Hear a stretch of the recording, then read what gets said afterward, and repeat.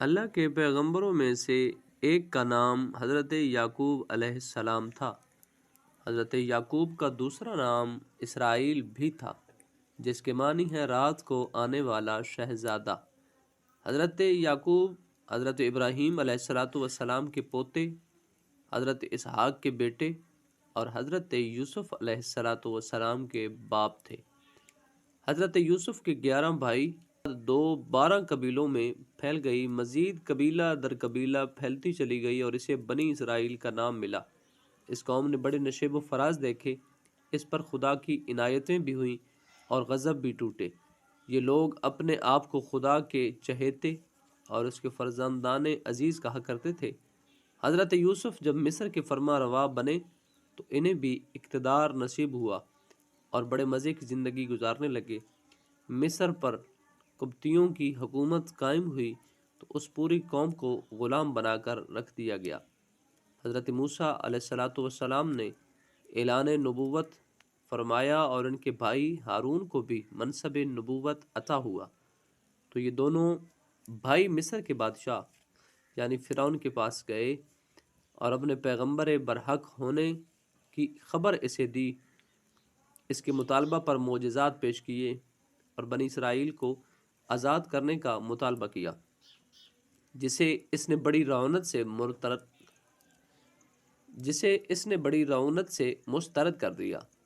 فرعون اور موسیٰ کی کشائش کی داستان بڑی طویل ہے اور ایک الگ مضمون ہم اس پر لکھیں گے۔ بہرحال ایک رات حضرت موسیٰ علیہ السلام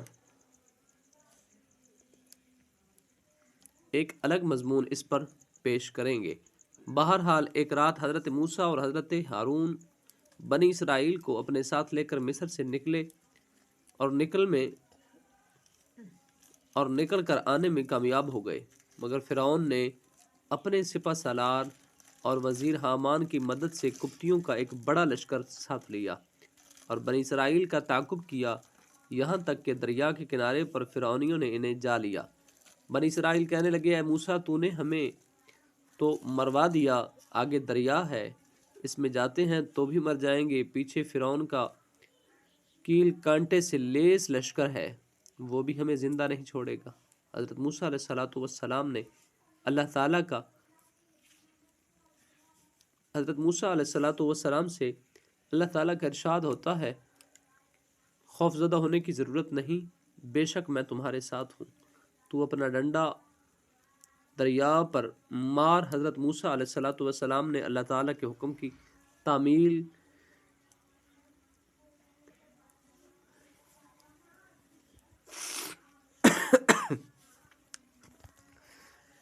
حضرت موسیٰ علیہ السلام نے حکم کی تعمیل کی۔ اللہ کا کیا کرنا ہوا کہ دریا میں ایسے رستہ بن گیا جیسے پختہ سڑک ہوتی ہے۔ اب تمام بنی اسرائیل جلدی جلدی اس راستے سے گزرنے لگے۔ فرعون بولا، اے قبطیو، دیکھتے کیا ہو، تم بھی اس راستے پر بنی اسرائیل کا تعاقب جاری رکھو۔ اللہ کی شان، جب بنی اسرائیل کا آخری آدمی دریا سے باہر نکل گیا اور قبطیوں کا آخری آدمی دریا میں داخل ہوا تو اللہ تعالیٰ نے دریا کو پہلے کی طرح جاری کر دیا۔ دریا کی تلاطم خیز لہروں نے قبطیوں کو ہڑپ کرنا شروع کر دیا۔ فرعون بھی ڈوبنے لگا تو اس کے ہوش ٹھکانے آئے، بولا، ہارون اور موسیٰ کے رب پر ایمان لاتا ہوں۔ ارشاد ہوا، اب یعنی موت کو سر پر سوار دیکھ کر ایمان لانے سے کیا حاصل؟ لہٰذا فرعون سمیت تمام قبطی غرقِ دریا ہو گئے اور بنی اسرائیل کو معجزانہ طور پر نجات حاصل ہوئی تھی۔ رب کی اس کرم فرمائی پر وہ شکر و اطاعت میں بہت زیادہ مستعدی کا مظاہرہ کرتے، مگر معاملہ برعکس نکلا۔ بنی اسرائیل میں سے ایک جادوگر سامری نے سونے کے زیورات قوم سے اکٹھے کر کے سونے کا ایک بچڑا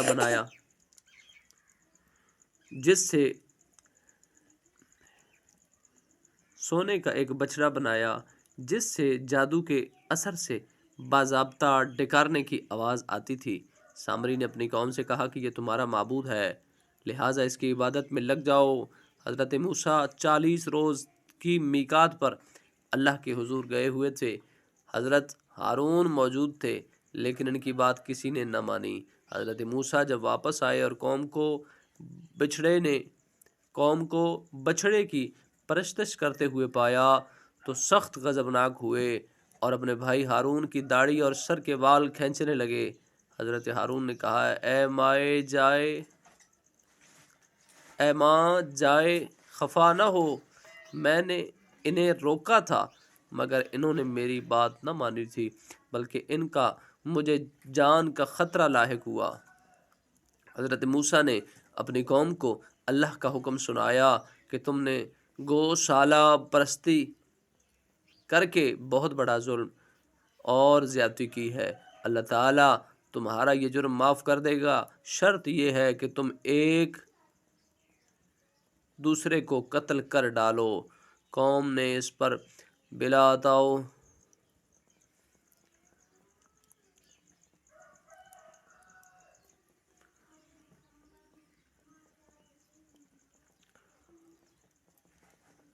اور یوں اللہ نے ان کی توبہ قبول فرمائی۔ معافی مل جانے کے بعد وقت کا تقاضا یہ تھا کہ یہ لوگ اپنے مالک حقیقی سے لو لگاتے اور نبی کی اطاعت کرتے، مگر یہاں بھی انہوں نے روایتی اکھڑ مزاجی کا مظاہرہ کیا۔ کہنے لگے، اے موسیٰ، ہم اس وقت تک ایمان نہیں لائیں گے جب تک اللہ کو کھلی آنکھوں سے نہ دیکھ لیں۔ یہ مطالبہ نہایت عاقبت نااندیشانہ تھا، لہٰذا پھر مصیبت میں گرفتار ہوا یوں کہ اللہ تعالیٰ نے فرمایا کہ ان سے کہیں کہ کوہ طور کے گرد جمع ہو جائیں، ہم اس پر جلوہ ظاہر کریں گے۔ اگر یہ ہوش و حواس برقرار رکھ سکے تو ہم انہیں اپنا دیدار کرا دیں گے۔ پھر جو اللہ نے تجلی فرمائی، حضرت موسیٰ اور بنی اسرائیل کے دوسرے لوگ بے ہوش ہو گئے۔